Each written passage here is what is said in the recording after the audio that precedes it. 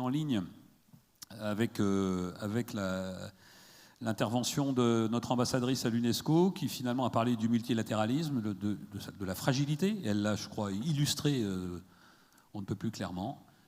Et cette table ronde, son thème, c'est le multilatéralisme en Méditerranée. Donc finalement, une autre illustration concrète de la complexité, de la difficulté de ce concept, une fois encore, qui a été conçu, conceptualisé après la Deuxième Guerre mondiale et qui est aujourd'hui en fragilité. Pour en parler, 4 experts très variés. Je vais, à tout seigneur, tout honneur, commencer par le général Jean-Paul Paloméros. Mon général, bonjour. Général de l'armée de l'air, ancien général de l'armée de l'air, enfin, pilote de chasse de Mirage F1 et de Mirage 2000, en grande partie à la base d'Orange, pendant la guerre froide, avec de nombreuses missions de souveraineté notamment, et de renseignement, notamment en Méditerranée. Il a été chef d'état-major de l'armée de l'air de 2009 à 2012. Donc c'était il y a pas mal de missions de coopération, puis surtout c'était pendant la période de la guerre en Libye, donc là aussi la Méditerranée sur le plan opérationnel. Et il a été commandant suprême de l'OTAN pour la transformation, SACTI. Pour ceux qui ne connaissent pas, il y a 2 commandements. Les 2 commandants militaires les plus élevés à l'OTAN sont le commandant pour les opérations d'Europe, qui revient toujours un Américain, et le commandant pour la transformation, c'est-à-dire toute la technologie, la capacité, le développement capacitaire de l'OTAN et des pays membres de l'OTAN, qui est à Norfolk. Et le général Paloméros a eu cette fonction entre 2012 et 2015. Nous avons aussi un amiral tunisien, l'amiral Kamel Akrout, qui a passé 36 ans dans la marine tunisienne, dans la marine de surface, dans le renseignement, qui a été conseiller à la sécurité nationale du président tunisien, Essebsi, de 2015 à 2019. Donc c'est l'équivalent du chef d'état-major particulier du président de la République. Donc une très éminente fonction, à la fois militaire et politique. Et il a quitté la marine et maintenant il est président d'un think tank qui s'appelle IPAS, qui est basé à Tunis. L'amiral Hervé Bléjean, lui, il est en opération. Les deux derniers sont en opération encore au service de leur institution. C'est un spécialiste des opérations dans la marine au sein de l'OTAN, au sein de l'UE. Il a fait aussi du politico-militaire. Il est, depuis 2 ans, directeur général de l'état-major de l'Union européenne. Donc c'est lui qui a... L'état-major de l'Union européenne, c'est l'organe militaire le plus haut dans la structure de l'Union européenne, qui n'est pas très militarisée, à la différence de l'OTAN, et qui apporte l'expertise militaire et le début des pré-planifications avant de transmettre ça à un état-major national ou multinational. Il commande donc toutes les missions d'entraînement de l'Union européenne, tout ce qu'on appelle IUTM. C'est les missions qui sont un peu partout en Afrique, au Sahel, en République centrafricaine, en Somalie, au Mozambique. Et donc c'est cet état-major aussi qui supervise, qui initie, qui est au-dessus de l'état-major stratégique pour les missions, notamment les missions maritimes. Monsieur Giovanni Romani, ancien officier de marine de la marine italienne, qui a servi plus de 20 ans au sein des forces navales italiennes sur les bâtiments de surface. Il est aujourd'hui chef de la section Moyen-Orient-Afrique du Nord, donc clairement la zone qui nous intéresse, au sein de la division des affaires politiques et des politiques de sécurité au siège de l'OTAN à Bruxelles. Il est responsable donc de la mise en œuvre pratique, l'implémentation des décisions politiques, notamment dans le cadre du dialogue politique, de la coopération entre l'OTAN et les pays de la région et de la diplomatie publique. Et il a l'amabilité d'accepter de débattre en français, qu'il parle remarquablement, mais c'est quand même un effort de toutes les façons donc je vous remercie beaucoup de faire cet effort. Cette table ronde, on va la répartir en 2 thèmes. Le premier, c'est intéressant de partager la vision de la situation stratégique en Méditerranée. Parce qu'en fonction de la perspective que vous avez, évidemment, elle change complètement. Et je crois qu'on a là 4 perspectives potentielles assez originales et assez différentes. Et puis la deuxième partie sera plutôt sur le... Donc là, ça sera qu'est-ce qui se passe, répondre à la question comment on voit la Méditerranée. Et la deuxième partie, c'est quoi faire. Qu'est-ce qu'on peut faire pour régler ces problèmes, notamment dans le domaine du multilatéralisme, c'est-à-dire de l'action commune avec... comment faire concrètement. Je vais proposer, je commence par l'amiral Bléjean, parce que c'est celui qui est aujourd'hui peut-être le plus affûté d'entre nous, puisqu'il est au quotidien briefé sur la situation en Méditerranée et dans le bassin méditerranéen par des équipes de l'Union européenne. Et donc, je vous passe la parole, amiral. Merci beaucoup. Très heureux d'être là, d'être au contact de la France et de la marine, ce qui m'arrive finalement assez peu dans mes fonctions actuelles. Donc,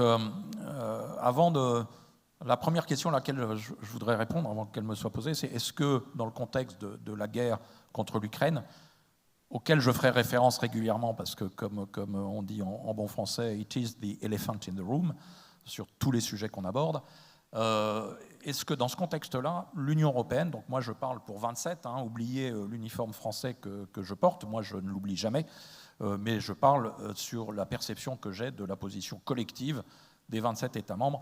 Donc, est-ce que le collectif de l'Union européenne s'intéresse à la Méditerranée dans le contexte aujourd'hui changé lié au conflit en Ukraine? La réponse est oui. On parle plus de flanc sud de l'Union européenne que de Méditerranée, enfin que de séparation des espaces. Le flanc sud part de nos rives sud et jusqu'à la profondeur africaine. Et quand je dis profondeur, ça va assez loin. C'est après le voisinage immédiat, l'Ukraine, mais aussi les Balkans, c'est le deuxième espace prioritaire stratégique de l'Union européenne, sans aucun doute. Et il n'est pas remis en question. Aujourd'hui, les polo-baltes, qui évidemment ont un discours très tourné vers ce qui se passe sur le flanc Est, ne remettent pas en question l'intérêt que doit porter l'Union européenne sur son flanc Sud. Et d'ailleurs, dans les missions que je commande en Afrique, j'ai des Finlandais, j'ai des Suédois, j'ai des Estoniens, on a une participation qui montre qu'il y a aussi des intérêts nationaux de la part des pays du Nord et des pays du flanc Est. Ça, c'est la première question. Sur ce qui caractérise un peu le contexte, c'est qu'aujourd'hui, on est vraiment, je crois, à un tournant de notre compréhension de ce qui se passe dans cet espace stratégique. C'était un espace partagé, c'était un espace de transit, un espace de commerce, sans négliger les difficultés et les crises qu'on pouvait y voir, mais c'est devenu aujourd'hui un espace de plus en plus contesté, qui cristallise toutes les tensions, qui cristallise les rapports de force et qui mettent en avant les rivalités de puissance. C'était un espace relativement permissif, c'est aujourd'hui une sorte d'épicentre des stratégies de sanctuarisation territoriale et de logique de déni d'accès. Et je vais y revenir. C'est un espace où la guerre de haute intensité n'est plus exclue. Et c'est important de s'y préparer, on pourra aborder ça dans la deuxième partie.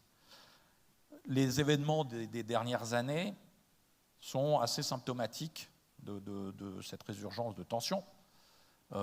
Conflit en Libye, alors on ne va pas faire d'autoflagellation, mais c'est vrai qu'aujourd'hui, les conséquences du conflit en Libye continuent à se faire sentir, non seulement dans l'espace méditerranéen, mais aussi dans une grande partie de l'Afrique. C'est aussi la remise en cause du statu quo dans les conflits gelés, notamment en ce qui concerne Chypre, mais également, si on va voir un peu plus loin, en ce qui concerne le Sahara occidental. Donc on sent bien qu'aujourd'hui, on est dans la réouverture d'un certain nombre de débats sur ces sujets. Je ne vais pas citer tous les exemples qui le prouvent, mais vous connaissez les histoires récentes concernant ces deux zones. Et puis, c'est évidemment une escalade des tensions, en particulier en Méditerranée orientale, dans un contexte de découverte d'immenses ressources énergétiques, donc qui attisent toutes les convoitises. Alors, cette situation sécuritaire dégradée, il faut le dire comme ça, qui est multifactorielle. Elle est maintenant caractéristique d'un enjeu qui sont le retour des stratégies de puissance. Et ce retour des stratégies de puissance, il est marqué par plusieurs caractéristiques. D'abord, effectivement, le rejet d'une certaine forme de multilatéralisme, jugé trop contraint par les valeurs morales et par le cadre juridique international. Et le plus important, c'est ça, c'est le rejet aujourd'hui de la prédominance du cadre juridique international, du droit international. Nous sommes entrés dans l'ère d'une nouvelle guerre hybride, forme de guerre hybride que nous appelons, là encore en bon français, la lawfare, où la prédominance du droit international est contestée au profit des relations bilatérales. Alors ça se traduit par la politique du fait accompli, par la contestation des conventions internationales, même par les pays qui les ont ratifiées, et la convention de Montego Bay en est un bon exemple, et à ce droit international qui a été, dans le contexte post-guerre froide, un peu le ciment et la justification d'un certain interventionnisme. Aujourd'hui, ce droit international n'est plus considéré comme devant être force de loi et s'efface devant des relations, notamment des relations bilatérales, d'invitation de pays à certains autres à intervenir à leur profit. Difficultés d'ailleurs qui se traduisent par la difficulté à obtenir le renouvellement des résolutions du Conseil de sécurité des Nations Unies qui ont fait aussi un peu le fondement des interventions et des opérations de l'Union européenne. Atalanta, pour aller regarder un peu plus loin, n'a plus de résolution, et c'est les Somaliens qui ont demandé la fin de cette résolution, ce qui fait que Atalanta n'est plus en capacité aujourd'hui d'intervenir dans les eaux territoriales somaliennes. Alors je sors d'une visite avec le haut représentant et de la discussion avec le président somalien. Il accepte de nous y inviter, mais sur une base bilatérale. Et donc ça, c'est aussi la caractéristique de ce que je peux voir, c'est qu'aujourd'hui, la plupart de nos partenaires veulent une relation bilatérale plutôt qu'une relation multilatérale. Les résolutions d'Irini sont fragiles. Les Russes vont nous faire du chantage, l'ont fait pour la dernière résolution, c'était une prolongation de 6 mois seulement, donc on va remettre le couvert. Je ne parle pas d'Altea en Bosnie, où là, on va avoir un vrai débat. Je ne sais pas quel est l'intérêt des Russes, ce n'est pas forcément de s'opposer au renouvellement, mais ils vont nous maintenir dans l'incertitude jusqu'au dernier moment en novembre. Cette stratégie de puissance, elle est aussi caractérisée par la désinhibition du discours sur le partenariat et les alliances. Moi, dans tous les pays que je visite, et en grande partie en Afrique, les discours que j'entends notamment des chefs d'État, c'est aujourd'hui de nous dire, sans rejeter le modèle occidental, il y a d'autres alternatives. Le modèle occidental n'est pas considéré comme un modèle à vocation universelle. Et le deuxième pan de ce discours-là consiste à dire les adversaires de nos partenaires ne sont pas nécessairement nos adversaires. Et là, on voit bien tout le discours qui est lié chez un certain nombre de nos pays partenaires ou que nous essayons d'aider vis-à-vis de leur relation avec la Russie qui est omniprésente, y compris avec leurs proxys, comme la compagnie Wagner, qu'il faut citer en tant que telle. Moi, j'en ai un peu marre d'entendre les forces affiliées à la Russie. Non, il y a Wagner, une compagnie de mercenaires, sans foi ni loi, en mode de prédation vis-à-vis des pays qu'ils sont censés aider. Et donc ça, il faut le dire aussi.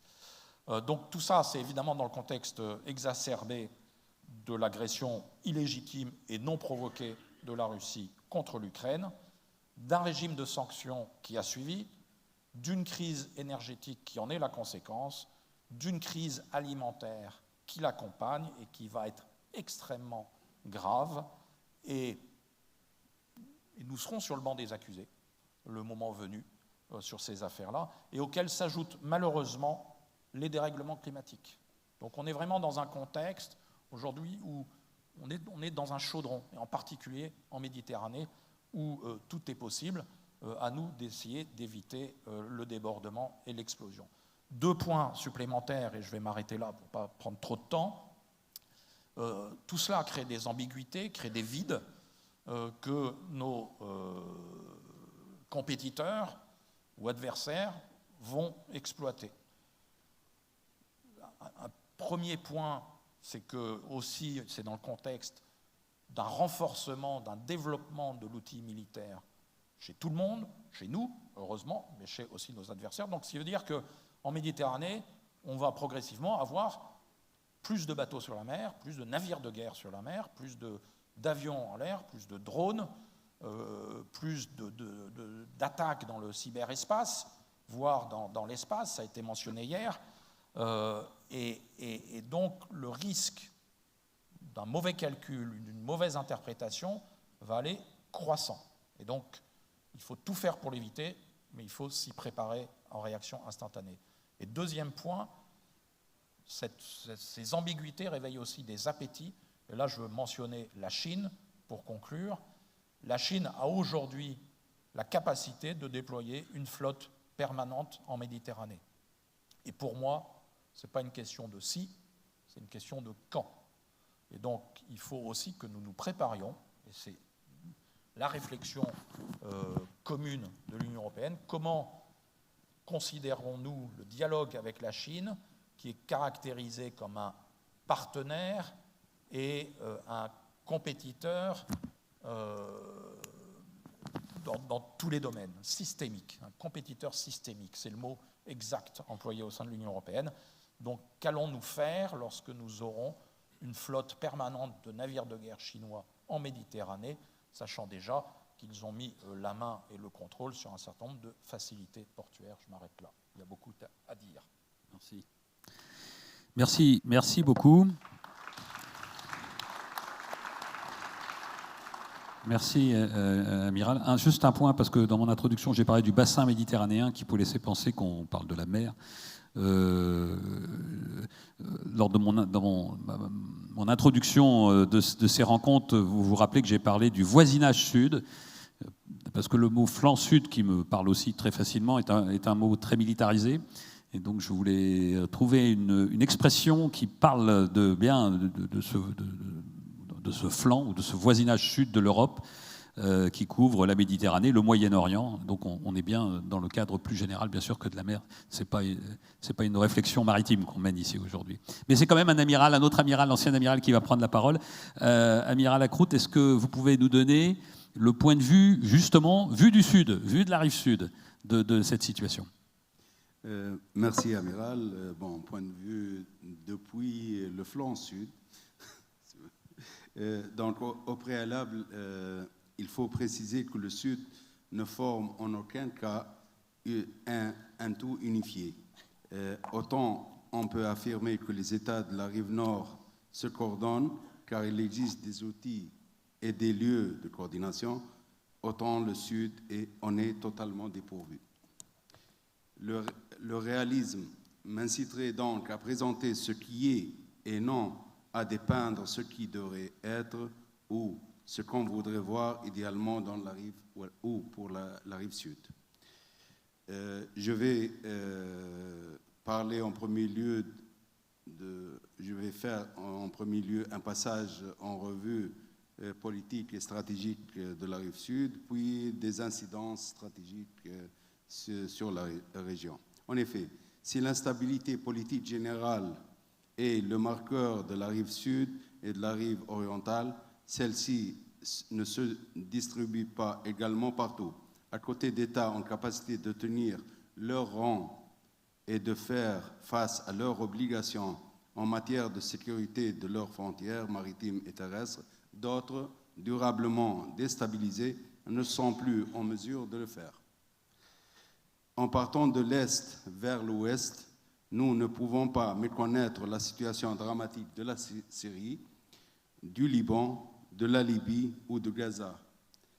La situation difficile de ces pays a créé et crée encore une source de déstabilisation pour leurs voisins immédiats et plus largement le bassin. Le Liban est jusqu'à un certain point victime de ses voisins. Le flot de réfugiés a déstabilisé durablement les fondamentaux du pays, déjà porteur de ses propres stigmates.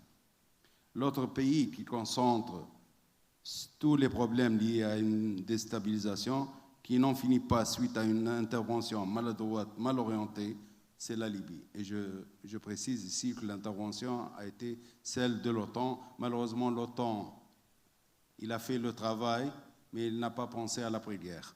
Et ce que nous subissons, surtout les voisins, c'est à cause de cette intervention que je considère comme maladroite et mal calculée. L'État libyen, donc, qui se confondait avec la personne de Kadhafi, a cessé d'exister. Il n'est pas en mesure de jouer son rôle, de telle sorte qu'il n'existe plus d'autorité en capacité de tenir un espace qui s'étend du Niger au Soudan en passant par le Tchad et remonte jusqu'aux côtes méditerranéennes. Ce fait n'est pas négligeable car l'instabilité libyenne a déstabilisé jusqu'à un certain point la Tunisie. Je parle d'une Libye déjà qui a plus que 6000 km de frontières avec des milliers de kilomètres de tronçons qui n'ont même pas un poste frontalier, donc avec des espaces énormes au sud, avec une circulation de tout genre de trafic d'armes, trafic d'êtres humains, trafic de drogue, etc., mais aussi de terrorisme et safe haven pour beaucoup de groupes terroristes. Donc, imaginez que la situation au Sahel, elle s'est approchée de la Méditerranée, on l'a en Méditerranée maintenant. En outre, depuis 10 ans, les problèmes typiques des déstabilisations subsahariennes sont remontés vers le nord, via la Libye et via les immensités du désert. Les pays d'Afrique du Nord font face à une vague migratoire par implantation sur leur sol de subsaharien, ce qui sera un facteur de déstabilisation de ces pays dans le proche avenir. Plus profondément, la crise du Covid, mais aussi les suites déstabilisatrices des révoltes qui n'ont pas abouti à des démocratisation, mais à la destruction des États post-indépendance, ont eu en réalité de lourdes conséquences économiques, perturbation du climat des affaires dans certains pays, chute ou disparition même de sources de revenus, crise économique longue avec destruction des fondamentaux des économies antérieures aux révoltes de 2010. Enfin, les mauvaises relations entre certains pays de la rive sud ont créé des tensions, ont imposé une équation jamais connue dans la région, celle qui consiste à une polarisation de la région de façon ouverte en invitant des acteurs extérieurs à la zone. Telle est la situation du Maghreb et spécifiquement de la rive sud du bassin occidental. Ce qui amène les réflexions stratégiques suivantes. Donc, quelles sont les incidences? Nul n'a intérêt au chaos. Néanmoins, des déstabilisations offrent l'illusion ou l'opportunité à certains pays ou certaines puissances de profiter d'un moment pour pousser l'avantage dans une zone, comme l'a bien mentionné l'amiral. De 2010-2011 à 2022, la rive sud, prise globalement et bien évidemment celle du bassin occidental, ont été l'objet de convoitises et d'actions de puissance, n'intervenant pas habituellement de façon ouverte et massive dans certaines zones de la région. Deuxièmement, la fin des régimes a donné lieu à une réorientation des axes diplomatiques de certains pays selon des vues purement idéologiques. De même, l'interventionnisme étranger dans le processus de transition a ouvert la porte à des forces qui voulaient des puissances tutélaires sur une partie de la rive sud. Le cas typique du Qatar et de la Turquie illustre cette évolution. En second lieu, même si les États-Unis avaient parrainé et aidé la transition, Washington n'a pas intégré ces pays dans un schéma stratégique majeur comparable à celui qui a été proposé aux pays de l'Est européen après la chute du mur de Berlin. En fait, dans les pays des anciennes révoltes, on a promu des acteurs locaux, l'islam politique pour la scène interne en espérant une stabilisation inclusive et le renforcement des capacités des systèmes de sécurité avec un pronostic de stabilité à long terme. En réalité, même si globalement les systèmes de sécurité ont tenu le choc de la transition, les nouvelles équipes ont échoué plus largement. Les ingérences politiques venant des pays du Moyen-Orient et de la Turquie ont participé au moins partiellement à l'échec des transitions et la fragilisation des pays.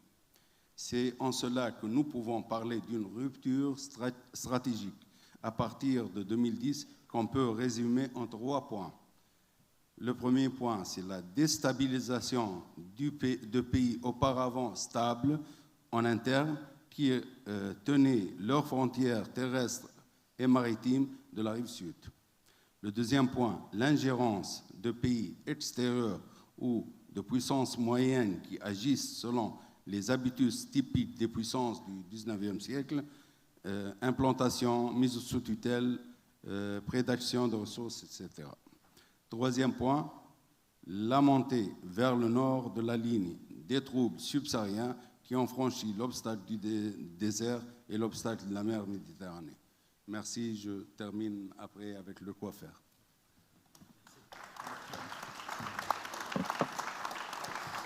Merci Amiral. Bon, je pense qu'il y aura évidemment plein de débats, parce que je trouve ça effectivement une vision très intéressante. Un mot pour dire que en ce qui concerne la Libye, c'est l'OTAN qui est intervenu et la France a une responsabilité un peu particulière puisque c'était elle qui a suscité cette intervention, notamment auprès de l'OTAN. Donc, question encore plus pertinente. Mon général, je vous passe la parole. Écoutez, je dois avouer que d'abord, ce n'est pas une surprise, mais je souscris pleinement à ce que à la fois l'amiral Bléjean et puis l'amiral Lacroute vient de dire. C'est absolument passionnant. Merci infiniment pour ce témoignage. Rien ne vaut effectivement le témoignage des acteurs. Alors moi, ce que je vais tâcher de faire humblement, c'est à l'aune de la carrière qu'a rappelé gentiment l'amiral Hausseur, essayer de tirer quelques enseignements sur le multilatéralisme appliqué aux opérations. Je suis là en tant qu'ancien chef militaire, j'en assume les responsabilités. On pourra parler de la Libye puisque j'étais chef d'état-major de l'armée de l'air à ce moment-là. Mais c'est surtout essayer de partager. Alors, je sais bien qu'il y a un proverbe chinois qui dit que l'expérience est une lanterne qui éclaire le passé, mais j'ai appris depuis que les Chinois n'avaient pas forcément toujours raison. Donc, on va essayer de faire en sorte que l'expérience aussi puisse éclairer l'avenir. En tout cas, c'est la vision que j'ai eue quand j'ai commandé la transformation de l'OTAN, cette vision d'un passé qui doit nous enrichir, comme l'a magnifiquement démontré M. Rondeau hier, pour mieux se propulser dans l'avenir. Et l'avenir est parfois, non pas une répétition du passé, mais quelque part quand même reprend un certain nombre d'éléments du passé. En tout cas, on ne peut pas déchirer le livre de l'histoire, et il faut donc apprendre. Nous sommes condamnés à apprendre de l'histoire. D'autres l'ont dit mieux que moi, sinon on est condamné aussi à subir les mêmes affres, et on ne souhaite quand même pas que le XXIe siècle ressemble en la matière au XXe siècle. On ne sait pas.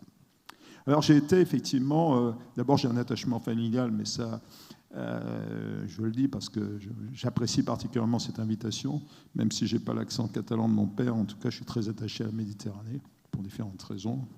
Mais surtout, j'ai eu la chance, très tôt dans ma carrière, d'être affecté sur la belle base d'Orange, au pied du Mont Ventoux, et à, je dirais, une encablure de la Méditerranée. Et j'ai volé pendant la guerre froide, au milieu des années 70 jusqu'aux années 80, 85, 80, dans cet environnement qui était l'environnement de la guerre froide, donc je l'ai connu. Quand on parle de haute intensité aujourd'hui, ça me rappelle quand même des éléments, mais on y reviendra peut-être plus dans la partie capacitaire tout à l'heure.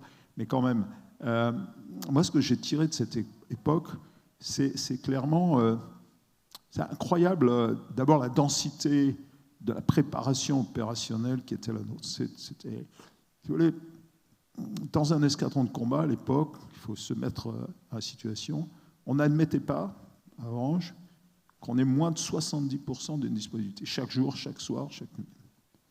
Ça, c'est un petit peu la partie capacitaire, mais c'est pour vous donner un peu l'ambiance.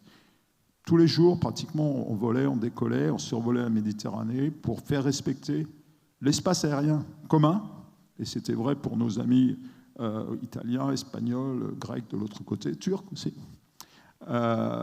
Et on volait dans des conditions, évidemment, peut-être pas de guerre, enfin, en tout cas, on essayait de repousser les bombardiers russes qui s'approchaient un peu trop près. On allait voir, identifier Sverdlov, Krivak et autres destroyers de la marine russe. De temps en temps, on voyait nos indicateurs, je dirais, d'accrochage radar s'allumer. On s'inquiétait un peu d'adrénaline. Mais tout ça pour dire qu'on était vraiment dans une ambiance tendue, mais préparée pour l'être. Et il y avait une synergie totale entre les acteurs. C'est le point sur lequel je veux insister. Travaillait d'une manière très étroite avec les frégates de défense antiaérienne, avec les porte-avions, avec les unités de l'armée de terre qui mettaient en œuvre des moyens solaires, les Hawks à l'époque, mais aussi avec nos amis. Il ne se passait pas une semaine sans qu'on ait un échange avec nos amis italiens, avec nos amis espagnols, et la 6e flotte américaine qui était omniprésente aussi, avec des combats mémorables avec les F-14, entre autres. Ça fait des bons souvenirs. Et de tout ça, j'en ai tiré une conclusion, c'est que la convergence et la synergie des efforts, des esprits, des compétences liées à un sens commun d'une mission, quelque part, qui nous dépasse, c'est une force extraordinaire. Et que dans le multilatéralisme, si on n'arrive pas à dégager cette force, je pense que le multilatéralisme n'apporte rien en soi, parce qu'il n'engage pas les hommes, si vous voulez, ni les politiques, quelque part, et encore moins ceux qui les servent, et en particulier en ce qui nous concerne, les militaires. Tout ça, ça m'a amené, après un petit parcours, comme chef d'état-major de l'armée de l'air. Alors ça, c'était beaucoup plus tard, 2009-2012. 2009-2012, on était encore en train de payer, je fais référence au discours de l'amiral Vandier d'hier, auquel je souscris aussi. On était en train de payer encore les dividendes de la paix, c'était difficile. Des réformes lourdes lancées par le président, lourdes et sans doute nécessaires, enfin, on peut revenir là-dessus, décidées par le président Sarkozy. Mais on sentait monter aussi quand même les crises. On était engagé, on s'en souvient, en Afghanistan, et puis dans le sud, ça bougeait. Il s'était passé un certain nombre de choses, je ne vais pas revenir dessus. On avait été engagé, bien sûr, déjà en Afrique, moi, depuis longtemps, au Tchad, ce qui m'a permis de connaître aussi le sud, les questions du sud de la Libye, qui ont été évidemment oubliées lorsqu'il s'est agi de mener les opérations en Libye. Je reviendrai un tout petit peu là-dessus. Mais là, comme chef d'état-major, ce qui m'a frappé, c'est vraiment que l'engagement, l'amiral Vandier l'a montré, l'engagement des chefs dans cette multilatéralité, si je puis dire, est absolument indispensable.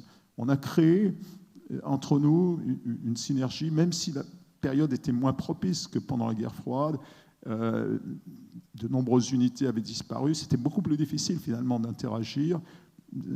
On s'était un petit peu reconcentré sur nous-mêmes, il n'y avait plus ce sens de la mission commune, mais malgré tout, on a réussi à créer une certaine dynamique avec nos homologues. On a créé la dynamique des chefs d'état-major de l'armée de l'air du bassin méditerranéen face au terrorisme aérien. On avait des missions qui traversaient, je ne suis pas sûr qu'elles existent encore, je suis à peu près sûr du contraire d'ailleurs, qui traversaient tout l'espace méditerranéen, et on échangeait avec tous nos amis, avec l'armée de l'air tunisienne, algérienne, libyenne, et évidemment avec nos alliés de l'OTAN. Et je trouvais que c'était une grande force de pouvoir le faire, mais tout ça s'est heurté évidemment au bouleversement géopolitique.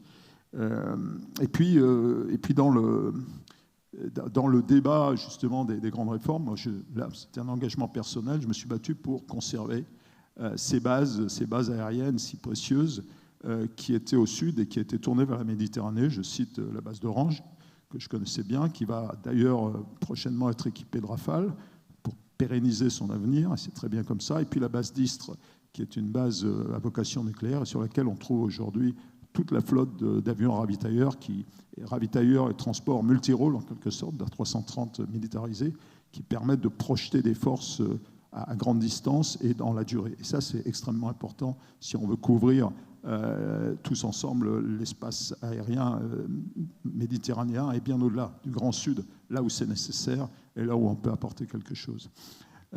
Donc ça a été une sorte de satisfaction, et je vois qu'avec la remontée en puissance en quelque sorte d'une certaine marine russe, est-ce qu'elle aura le potentiel, la marine soviétique? Peut-être pas, mais elle est présente, ça a été dit hier par des experts, et je les crois. Je crois que ce sera extrêmement précieux qu'on retrouve en quelque sorte ce sens de la mission commune et cette unité, et qu'on travaille encore mieux ensemble, en interne, mais aussi évidemment avec tous les acteurs, et ils sont nombreux. Alors, troisième point, l'OTAN, c'est peut-être celui sur lequel vous attendez le plus. Je suis arrivé à ce poste, j'étais le deuxième Français à ce poste que les Français ont pris donc à la suite, vous le savez, de la réintégration dans les structures militaires, qui était absolument, je peux revenir là-dessus, mais qui était absolument indispensable. On était en pleine incohérence, on a rejoint les structures militaires intégrées, et on a obtenu ce poste éminent de deuxième, enfin l'autre commandeur suprême chargé de l'avenir, c'est pas rien, de l'avenir de l'Alliance. Moi, je suis arrivé là-bas, comme mon prédécesseur, Stéphane Abrial, très fier d'être français à la tête de ce commandement suprême qui avait été créé en 2003 et qui était à l'époque évidemment confié à un Américain. Donc, les premiers non-américains commandaient un commandement suprême de l'OTAN, qui plus est la préparation de l'avenir.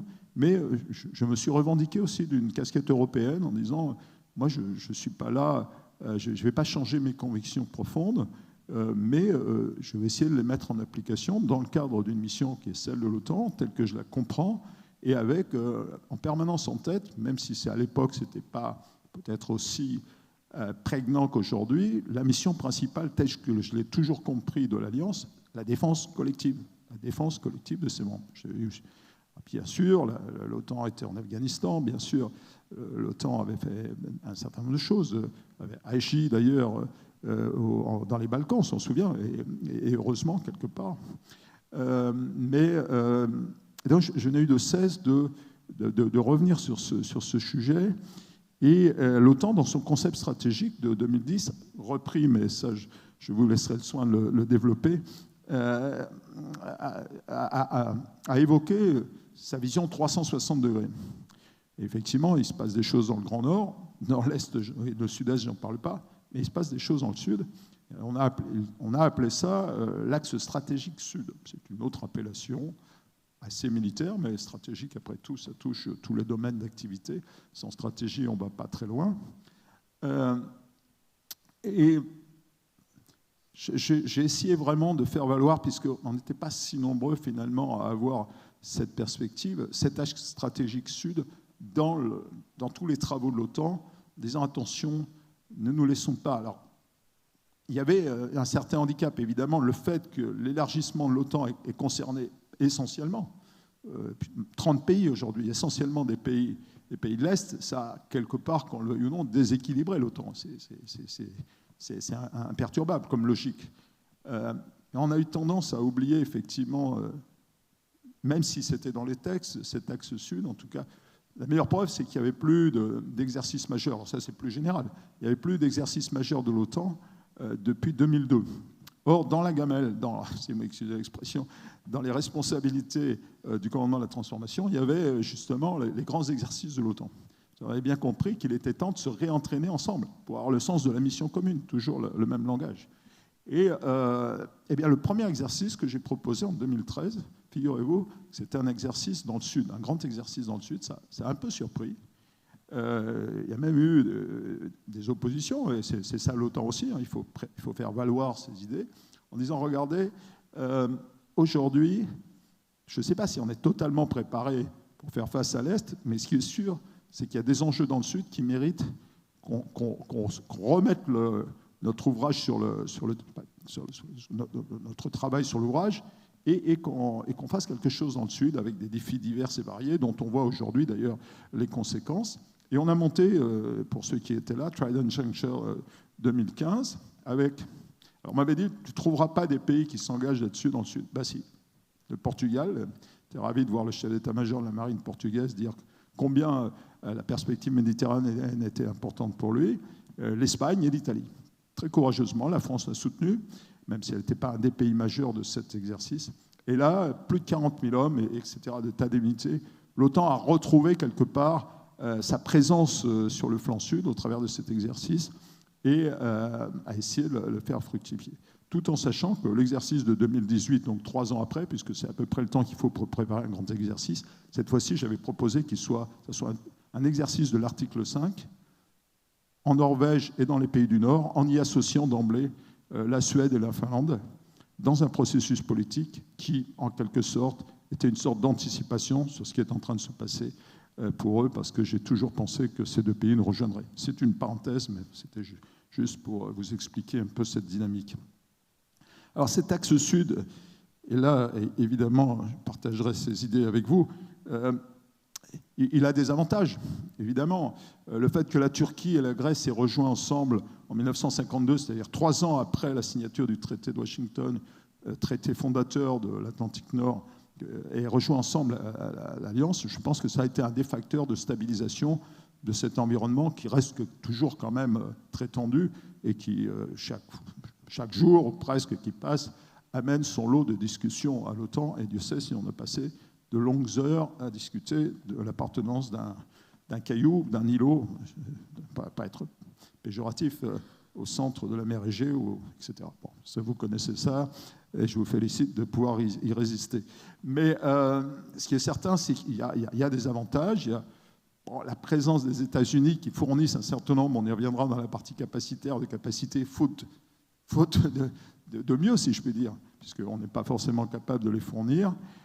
Mais il y a aussi, je crois, des lacunes dans cette présence de l'OTAN sur l'axe sud qui sont assez originelles quelque part. Je pense que c'est dans l'essence même de ce qui se passe, et encore plus aujourd'hui dans le sud, que l'OTAN doit y participer, bien sûr, puisqu'il y a de nombreux pays de l'OTAN autour de ce bassin méditerranéen, y apporter toute sa compétence sur l'interopérabilité, la préparation de l'avenir, sur l'art militaire, en quelque sorte, sur la stratégie militaire, mais bien savoir où s'arrête aussi le domaine de ses compétences et savoir les partager.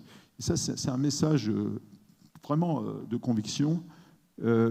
Ce qu'a dit l'amiral Bléjean, ce que vous venez de dire, montre bien et ça a été dit hier assez clairement, cet ensemble méditerranéen, il ne peut pas être traité, si vous voulez, d'une manière très, très homogène et en sorte de manière bilatérale et assez schématique. Je ne dis pas que l'OTAN est schématique, on a essayé de le rendre le plus pertinent possible, mais il y a des domaines quand même où l'immigration, les économies, l'énergie, tout ça, je suis désolé, mais ce n'est pas dans les gènes de l'OTAN. Et personnellement, je n'ai jamais pensé que ça serait bien. Même si l'OTAN doit s'y intéresser, il y a un centre d'excellence de l'OTAN qui parle de sécurité énergétique. On aurait bien fait de l'écouter, qu'on a soutenu, que j'ai soutenu en Lettonie. On aurait bien fait de l'écouter, d'ailleurs, au moment où il a parlé. Bon, c'est ainsi. C'est pour ça qu'il faut trouver un équilibre où on utilise la force créatrice de l'OTAN, ça c'est vrai, mais au bénéfice d'autres. Et c'est pour ça, et ça serait peut-être une de mes conclusions à ce stade, pour ne pas être trop long, c'est que je crois que cet axe sud, cet axe méditerranéen, cette perspective du sud qui dépasse la Méditerranée, c'est le lieu idéal des coopérations multilatérales avec beaucoup de dynamisme. Je crois qu'il ne faut pas être prisonnier d'un carcan.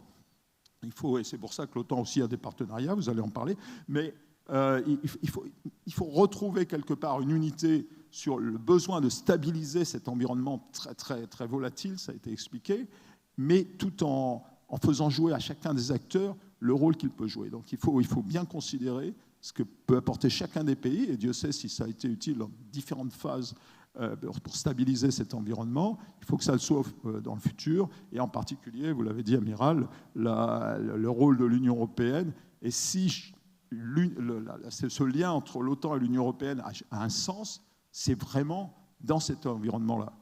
Et plus loin, bien sûr, des autres organismes, l'Union africaine et autres. Mais si et seulement si l'OTAN et l'Union européenne peuvent s'entendre sur cette vision commune et avancer ensemble. Et je ne vois pas d'alternative, parce que sinon on est condamné encore à travailler en tuyau d'orgue et ça ne produit pas d'effet. Il faut se souvenir quand même que l'OTAN, c'est avant tout une organisation politico-militaire et que les chefs politiques de l'OTAN, en gros, c'est aussi les chefs de l'Union européenne à quelque chose près. Vous m'excuserez pour les grands bretons, dommage, et puis quelques autres, mais on retrouve quand même l'essentiel. Donc, il faut qu'ils aient quand même cet esprit de synthèse et de sens de l'objectif commun. Voilà, merci. Merci, mon général. Merci, mon général. Il y a quand même les États-Unis et la Turquie qui ne sont pas dans les deux organisations, et ça change pas mal la donne dans cette région. Je vais laisser la parole à M. Romani pour parler de l'OTAN en tant que membre et représentant de l'OTAN. Merci beaucoup. Ça marche? Oui, OK. Merci beaucoup et je suis très heureux d'être avec vous aujourd'hui et participer au nom de l'OTAN à cette rencontre stratégique de la Méditerranée.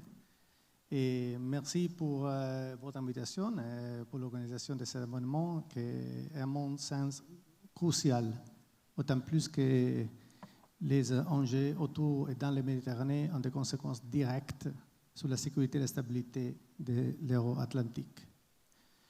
Je ne souhaite pas être trop long dans mes remarques, notamment afin de répondre au mieux à votre question.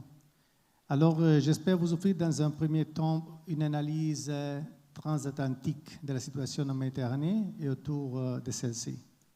Et dans un second temps, amorcer une discussion fructueuse sur les défis qui nous attendent et sur les potentielles actions qui pourront collectivement être amenées à prendre. En Méditerranée, nous faisons face à un environnement sécuritaire complexe et en constante évolution. Nous ressentons les conséquences des effets déstabilisateurs résultant de la situation dans certains pays fragiles. L'amiral tunisien a parlé de ça.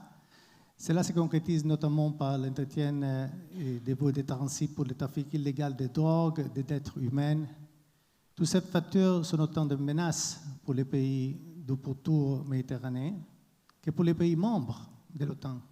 Vous le savez, peut-être à l'OTAN, nous répétons souvent un idiome plein de vérité qui est que la sécurité de la Méditerranée est indéniablement liée à celle des pays d'Afrique du Nord et du Moyen-Orient. Et récemment, on a ajouté aussi le Sahel. Les alliés l'ont bien compris, et ceux qui sont sur les pourtours méditerranéens, et sont nombreux, sont vocaux au sein du Conseil de l'Atlantique Nord. C'est ailleurs pour pouvoir mieux comprendre la situation stratégique sur ce que nous appelons notre flanc sud, autrement dit le Moyen-Orient et l'Afrique du Nord, où la Méditerranée occupe un rôle particulier que les Alliés ont demandé, la création du hub pour le Sud. J'avais l'occasion de revenir dessous. L'OTAN a depuis longtemps regardé la Méditerranée avec attention. Cet environnement stratégique autour de la Méditerranée inclut forcément les mers Noires. Ce n'est pas nouveau, même si les défis se sont multipliés récemment. Déjà pendant la guerre froide, la Méditerranée était un terrain de tension, avec une présence militaire alliée importante. Depuis quelques années, la Méditerranée a vu un grand nombre de défis s'intensifier, particulièrement représentatifs d'un environnement sécuritaire de plus en plus complexe et instable. Que ce soit les conséquences du changement climatique, les tensions des conflits autour de l'exploitation des ressources énergétiques, qu'elles soient fossiles ou renouvelables par ailleurs, ou encore le rôle de la Méditerranée et de ses lignes de navigation dans la lutte contre l'insécurité alimentaire. Vous l'avez évoqué, Amiral. Ce sont ces mêmes lignes de navigation qui sont menacées par l'action de la Russie en mer Noire. Cette dernière est donc intrinsèquement liées à la Méditerranée et les derniers développements en mer Noire ont des conséquences directes sur la stabilité et la sécurité de la Méditerranée. Je mentionnais la question énergétique, les défis autour de l'exploitation des ressources méditerranéennes. Il y a une nouvelle dynamique qui va dans ce sens, exacerbant des tensions déjà importantes, et il faut comprendre toutes les ramifications de cette dernière. Les Alliés ont signalé dans les communiqués du sommet de Madrid l'importance de la sécurité énergétique. Cette question est fondamentale et nous devons continuer de nous pencher dessus. La Méditerranée est aussi, comme je mentionné, le point de départ de nombreuses routes de trafic d'êtres humains et migration irréguliers.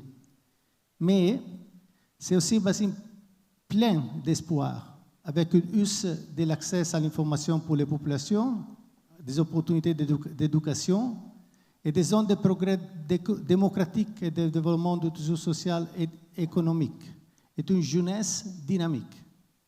Enfin, la présence accrue dans la sphère informationnelle, politique et économique d'acteurs comme la Russie et la Chine dans les pays du pourtour méditerranéen, et pour l'une d'entre eux, la Méditerranée même, est évidemment un élément à prendre en compte. Le contexte actuel, avec l'invasion illégale, non justifiée, brutale de l'Ukraine par la Russie, ne fait que renforcer la nécessité pour l'OTAN de continuer à être impliquée en Méditerranée et de renforcer notre collaboration avec nos partenaires. Vous l'avez évoqué, amiral et général, du dialogue méditerranéen, ainsi qu'avec d'autres organisations multilatérales comme l'Union européenne pour agir en faveur de la stabilité de la région. Et si vous me permettez, je voulais ajouter un point sur votre point sur la Libye. Et vous tous savez que l'OTAN est intervenu dans l'année 2011. Ça a été parce qu'il y avait une résolution du Conseil de sécurité de l'OTAN, des Nations Unies. Mais l'OTAN a été requête d'exécuter une opération militaire qui, je pense, était très bien fait. Mais après, il y avait des autres acteurs de la communauté internationale qui ont été demandés d'intervenir. Et comme Jean Paloméros a aussi mentionné, l'OTAN n'est pas équipée pour faire tout. Il y a des missions qui sont pour des autres organisations. Et c'est là que les Nations Unies ont pris le leadership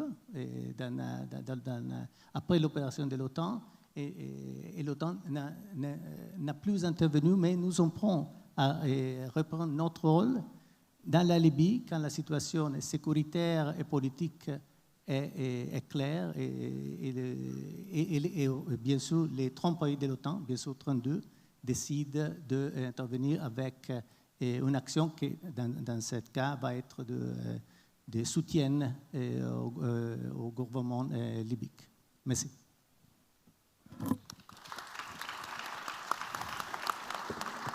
Merci, Monsieur Romani. Donc là, je crois que vous partagez tous le constat qui finalement illustre assez bien ce qui a été dit également hier, d'un voisinage sud, d'un flanc sud, d'un axe sud qui est particulièrement déstabilisé pour des tas de raisons. Et maintenant, on va rentrer dans la question du quoi faire face à ça. Les structures qui ont été mises en place et qui structurent en fait l'actualité du multilatéralisme autour de ce bassin ont été créées dans les années 90, à l'époque de la fin de l'histoire.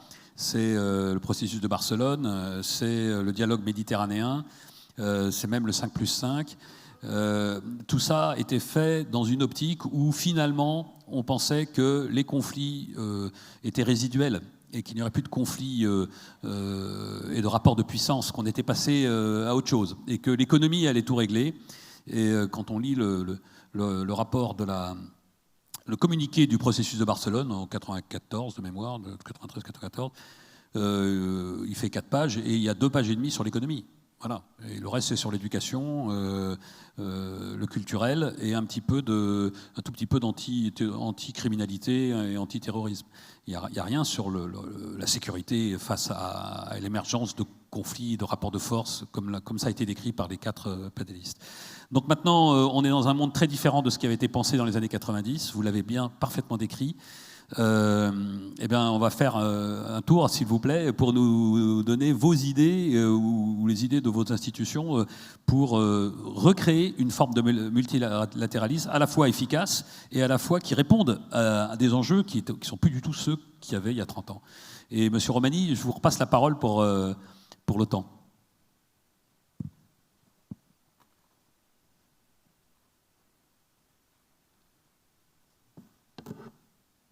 Merci beaucoup. Et alors, d'abord, je voudrais parler de l'engagement de l'OTAN sur le pourtour méditerranéen, qui n'est pas nouveau, avec des défis sécuritaires communs et toujours plus complexes et variés. Les dialogues méditerranéens est un partenariat que nous avons créé il y a 28 ans. Et revêt une importance particulière. La Tunisie est part de ce programme. Et lancé en 1994, est le seul forum au sein de lequel les 30 pays alliés, bientôt nous espérons 32, et 7 pays de la région échangent de façon régulière. Il permet à l'Alliance et à ses partenaires d'améliorer leur compréhension commune de l'environnement sécuritaire et la coopération face à des défis partagés. Et ça, c'est important parce qu'il faut trouver des terrains communs. En décembre 2020, les ministres des Affaires étrangères de l'Alliance ont décidé d'investir davantage dans ces coopérations. Et au sommet de Bruxelles, en juin 2021, les chefs d'État et de gouvernement des pays alliés ont décidé de renforcer notre dialogue politique et nos coopérations pratiques avec ces mêmes partenaires. Et enfin, on vient d'avoir un sommet historique à Madrid cet été où les ministres des Affaires étrangères de la Jordanie et de la Mauritanie ont eu des échanges importants avec leurs collègues de l'OTAN sur la dimension sud. Et nous travaillons à la demande de nos pays partenaires et une étroite collaboration avec eux à développer des capacités des institutions de défense nationale et leur permettre aussi de mieux lutter contre les défis sécuritaires actuels. Pour ce faire, nous améliorons de façon continue la qualité de notre entraînement et formation, notamment à travers notre équipe de formation mobile. Nous accroissons la participation de nos partenaires aux exercices de l'OTAN. Nous développons les niveaux d'ambition de notre initiative de renforcement des capacités de défense. Et on a ce programme avec 3 pays, la Tunisie, la Jordanie et depuis le sommet de Madrid aussi la Mauritanie. Nous explorons aussi des opportunités de coopération dans les nouveaux domaines d'intérêt commun comme l'impact du changement climatique sur nos sécurités. Et Jonah, vous venez de mentionner qu'on a des centres d'excellence de l'OTAN. On vient de créer un centre d'excellence sur ce sujet au Canada. Toujours dans le domaine de la coopération avec nos partenaires méditerranéens, la lutte contre le terrorisme est d'une importance cruciale. L'OTAN y prend pleinement sa place et nous contribuons à ces efforts globaux de plusieurs façons. En analysant les derniers développements, et ça de façon continue, en continuant de nous entraîner et de vous préparer à répondre à la menace terroriste, et travaillant sur l'amélioration de nos capacités et renforçant les liens avec nos partenaires dans ces domaines. Et à travers des opérations et des missions alliées et dirigées par l'OTAN.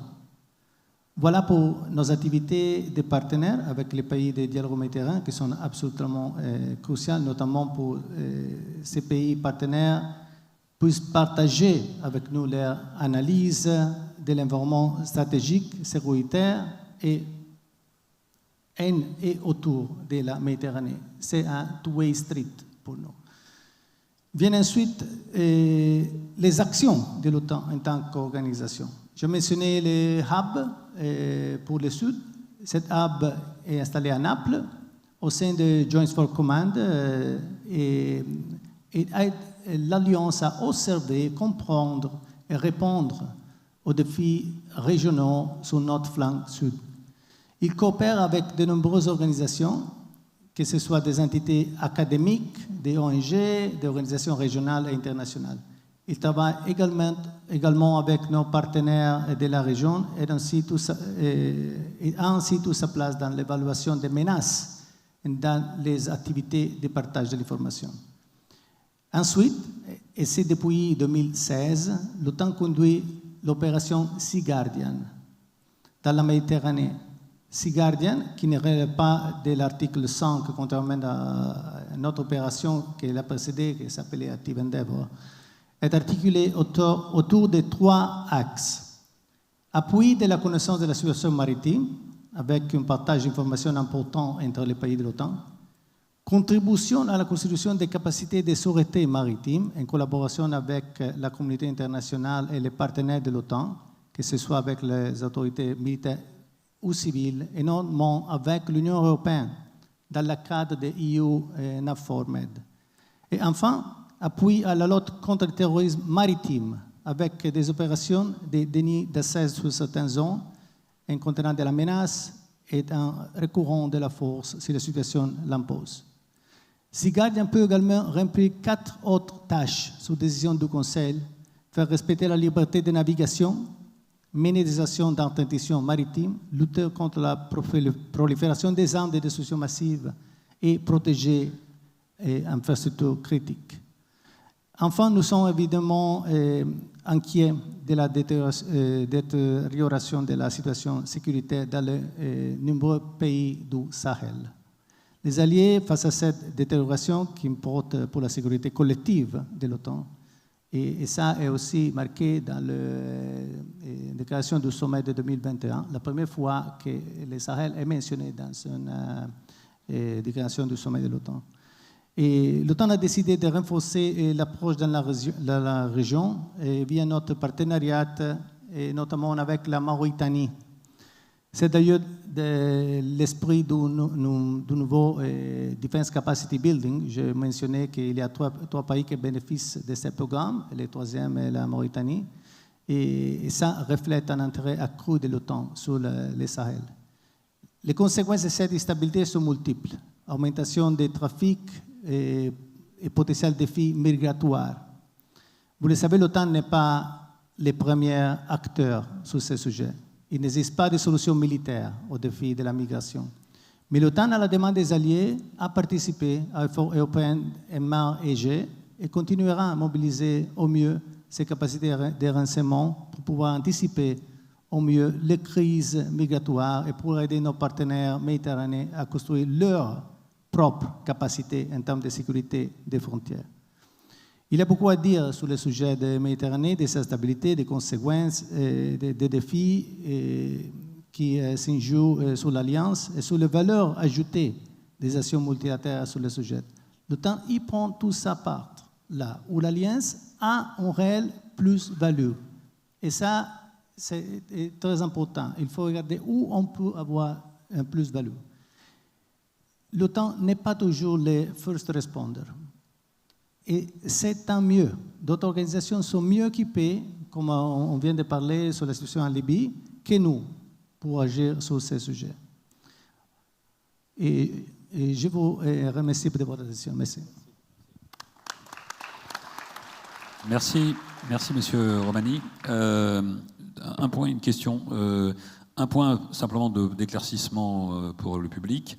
Le dialogue méditerranéen, c'est bien un partenariat bilatéral, autant un pays, ou pas. Et puis une succession de liens bilatéraux, c'est bien ça. Il y a deux dimensions, merci pour la question. Il y a deux dimensions. Il y a une dimension multilatérale avec les 7 pays, je veux le mentionner, ils sont la Mauritanie, le Maroc, l'Algérie, la Tunisie, l'Égypte, Israël et la Jordanie. Il y a aussi un autre programme avec les pays du Golfe, et je suis responsable de ça aussi, il s'appelle Istanbul Cooperation Initiative, mais ce n'est pas relevant pour cette discussion, je pense. Il y a bien sûr des implications très fortes dans le sujet de la sécurité énergétique avec ces pays, mais on parle pour répondre à vos questions. Il y a une dimension multilatérale.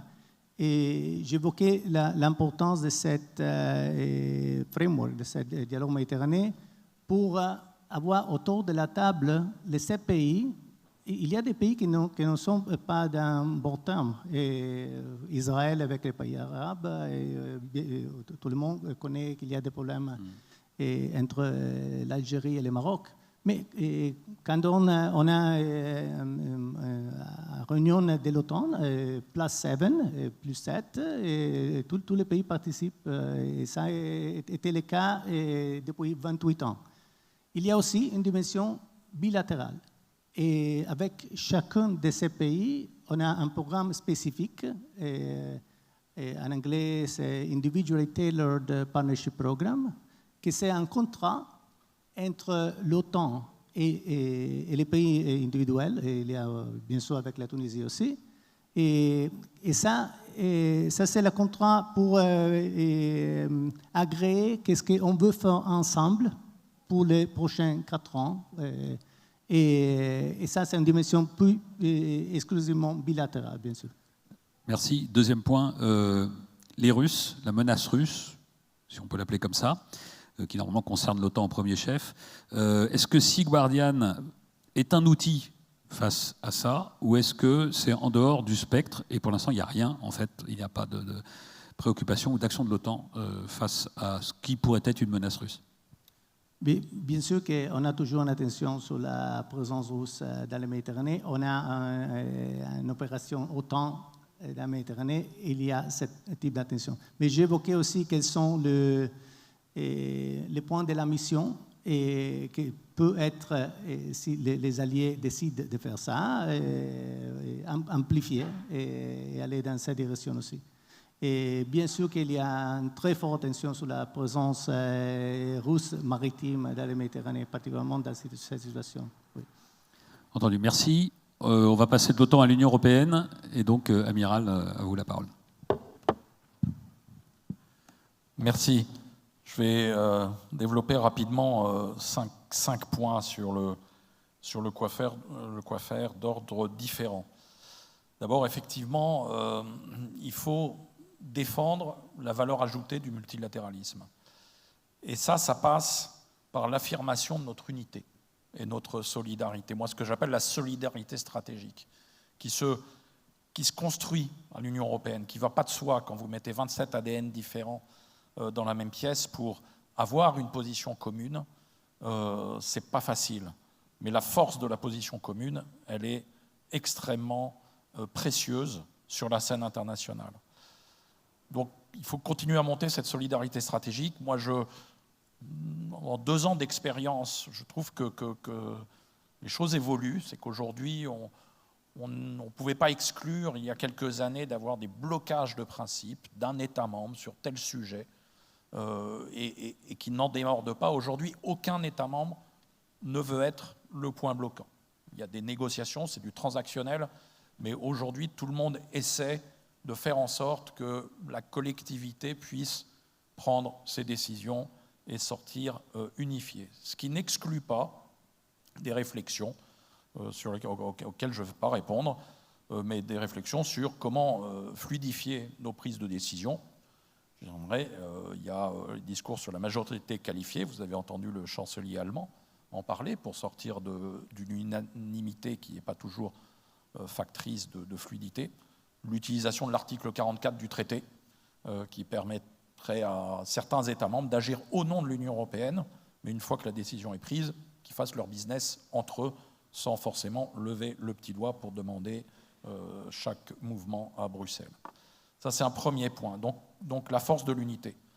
Deuxième point, c'est, je crois qu'il faut aujourd'hui renouveler le dialogue avec nos partenaires. Je l'ai dit tout à l'heure, nos partenaires aujourd'hui nous disent « vous n'êtes pas le seul modèle, nous voulons diversifier nos alliances » et ils nous envoient un message.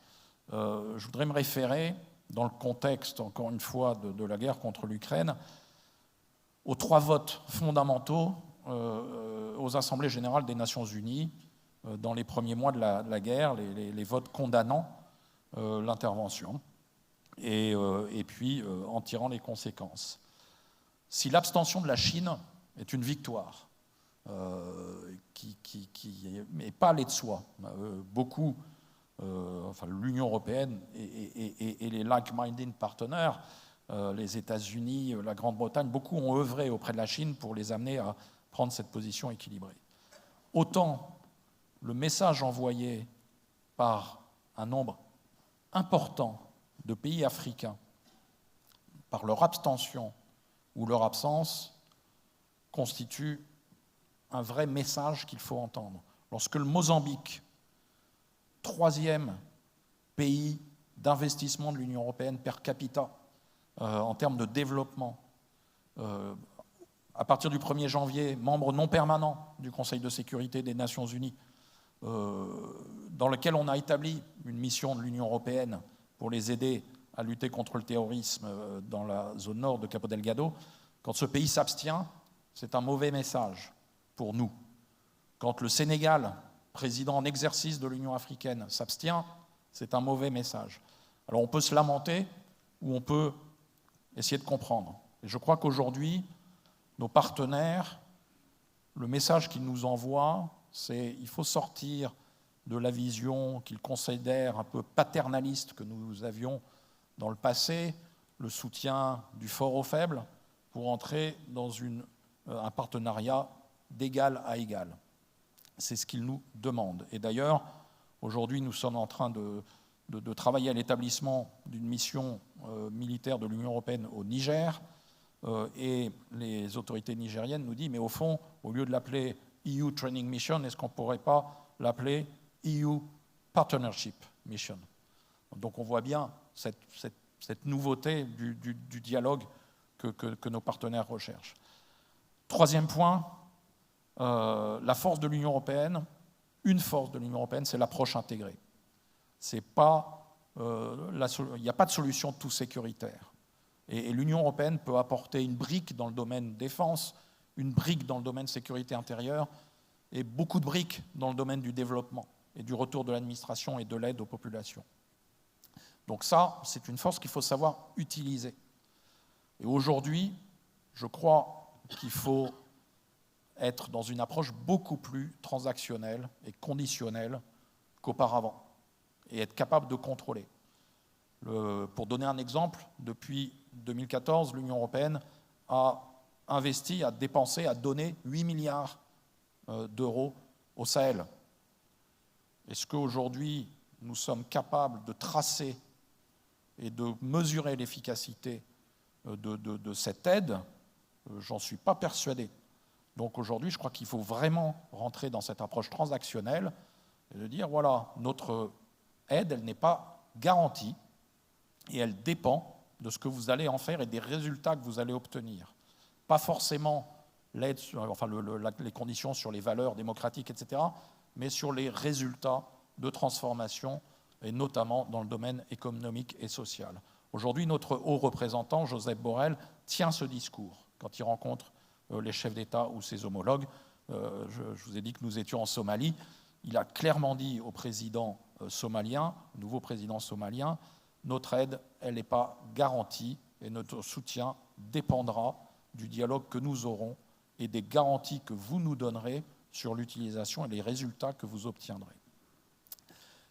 Quatrième point, peut-être le plus important pour moi, il faut que l'Union européenne, et c'est ce qu'elle est en train de faire, sorte du soft power. Il ne faut pas sacrifier nos normes et nos valeurs, mais on ne règle pas les problèmes du monde avec des bons sentiments. Pas que avec des bons sentiments. Donc il faut savoir montrer les muscles. Et je reprends l'expression de l'amiral Vandier, hier, qui est une expression utilisée par les Russes, lorsque, avant le 24 février, les Américains ont instauré un dialogue avec la Russie parce qu'ils voyaient vraiment les choses venir, dialogue dans lequel l'Union européenne a essayé de s'insérer pour tenir sa place sur la scène internationale, et les Russes ont clairement dit aux Américains, on va les écouter, mais nous les carnivores, on ne parle pas aux herbivores. Et donc aujourd'hui, il ne s'agit peut-être pas pour l'Union européenne de devenir carnivore, mais devenir omnivore, avoir un régime alimentaire équilibré. Je crois que l'équilibre, c'est l'ADN de l'Union européenne. Et c'est vers là qu'il faut aller. En plus, le problème avec les herbivores, c'est que quand vous lâchez les fauves, la horde se disperse. Et c'est précisément aussi ce que souhaitait la Russie. Ils en sont pour leurs frais. Donc savoir montrer les muscles, ce sont les travaux de la boussole stratégique. On va vers ce sens-là, vers une ambition d'intervention possible moins contrainte. On parle d'intervention dans un milieu non permissif, c'est une nouveauté pour l'Union européenne. On parle de capacité d'intervention autonome, même s'il est toujours préférable d'intervenir auprès des alliés. Il faut aussi donc, changer les états d'esprit sur l'acceptation du risque, qu'il soit politique, c'est-à-dire que si on attend pour aider un pays qu'il soit une vraie démocratie à notre image, on va attendre longtemps. C'est précisément parce qu'il y a des problèmes qu'on essaie d'aider un certain nombre de pays. Il faut accepter le risque physique pour les militaires qu'on déploie. Moi, pour une anecdote, quand j'ai pris mes fonctions, la première mesure que j'ai prise, donc j'ai pris le 1er juillet 2020, c'est de décider de reprendre les actions d'entraînement et de formation qui étaient suspendues et de les reprendre en ambiance Covid. Parce qu'au bout de quelques mois, on avait appris à gérer les choses. Et j'ai eu pas mal d'ambassadeurs qui sont venus me voir pour me dire « Non mais amiral, on vous rappelle, on ne meurt pas en mission, même par accident. » Donc il faut aussi accepter cette capacité à ce qu'on ait des soldats qui puissent, le cas échéant, même si ce n'est jamais ce qu'on souhaite, verser leur sang au nom de l'Union européenne. Et ça, c'est un changement d'esprit. Enfin, on voit bien que ce changement d'esprit s'opère. Les réactions immédiates vis-à-vis du déclenchement de l'invasion en Ukraine, elles ont été inimaginables. 6 mois avant, on n'aurait jamais osé imaginer que l'Union européenne puisse réagir de la sorte. En 36 heures, on a mis 500 millions sur la table pour donner des armes à un pays en guerre. Et ça, c'était quelque chose, si on en discutait avec les Allemands, avec les pays du Nord, quelque chose de tout à fait inconcevable. En 36 heures, on a pris des sanctions d'un niveau inégalé. Et donc, là, l'Union européenne est sortie du soft power pour entrer dans le hard power. Les sanctions qu'on a données, c'est du hard power qu'on a imposé et qu'on continue d'ailleurs à incrémenter. Donc le moment s'y prête. Et enfin, je voudrais aussi revenir, du coup, sur mon 5e point, sur la nécessité de cette coordination, coopération, appelez-la comme vous voulez, avec l'OTAN. C'est fondamental. Et aujourd'hui, il ne s'agit plus de se dire l'OTAN, c'est le hard power, l'Union européenne, c'est le soft power, c'est le partage du hard power qu'il faut regarder dans cette coordination entre l'OTAN et l'Union européenne. Et je voudrais contribuer à tuer ce faux débat, ce débat inutile sur une possible compétition OTAN-UE. Simplement, elle n'est pas possible, par définition. D'abord parce que la politique de sécurité et de défense commune n'existe pas par traité au sein des frontières de l'Union européenne. Donc la défense collective, il n'y a aucune ambiguïté, c'est l'OTAN. Parce que demain, 23 pays, 23 États membres sur 27 feront partie de l'OTAN, et on ne peut pas imaginer une seconde qu'il y ait un cerveau gauche pour l'Union européenne, un cerveau droit pour l'OTAN. De toute façon, l'Union européenne ne possède aucune capacité, ce sont les États membres qui les possèdent. À la fin, ce sont les États membres et les alliés qui décident ce qu'ils font. Et les priorités nationales, qui sont le troisième volet du triptyque, seront de toute façon toujours prédominantes sur le reste. Et une des meilleures preuves de cette, aujourd'hui, absence de compétition, plus peut-être que le ralliement de la Suède et de la Finlande à l'OTAN, c'est la sortie du Danemark de l'opt-out.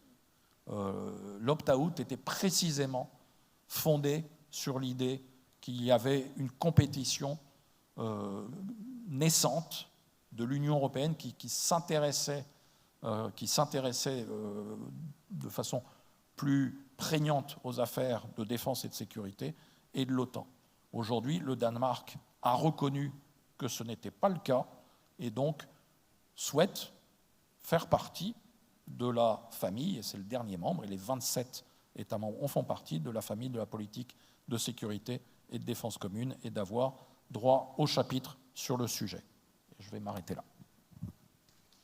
Merci, merci Amiral. Amiral Lacroute, est-ce qu'on peut avoir une vision du Sud du multilatéralisme utile, efficace et adapté au monde d'aujourd'hui? Merci, Amiral. Dans ce monde globalisé, tout ce qui se passe ailleurs nous concerne, nous intéresse et nous impacte aussi. Que dire alors de la Méditerranée où les menaces, les défis et même les intérêts sont interconnectés? En fait, 2 points me semblent être les guides possibles, non seulement pour juguler la menace d'une déstabilisation plus large de la partie sud. Le premier point, c'est rétablissement des États, prévention des ingérences. Le cas de la Libye est typique des ingérences majeures de pays limitrophes et des pays lointains dans les affaires libyennes internes. Il faut un mécanisme permettant enfin de laisser aux Libyens seuls la possibilité de gérer leurs affaires. La seule présence tolérable serait une structure onusienne sous la forme la plus complète possible pour reconstruire les fondamentaux d'un État et mettre les différents acteurs autour de la table avec une démilitarisation des milices et une aide de création d'une armée unifiée libyenne. Dans les autres cas, il faut organiser une rencontre internationale pour évaluer l'impact des ingérences et des interventions et faire édicter une charte d'interdiction des ingérences par financement des partis politiques ou d'associations, et ce, tant au sud qu'au nord. Ces formes de déstabilisation des sociétés sous couvert du culturel ou du caritatif doivent être criminalisées si elles ne passent pas par le canal des États. C'est par l'entremise de ces ingérences financières que la Tunisie a été déstabilisée et qu'elle a subi une ingérence intolérable dans ses affaires.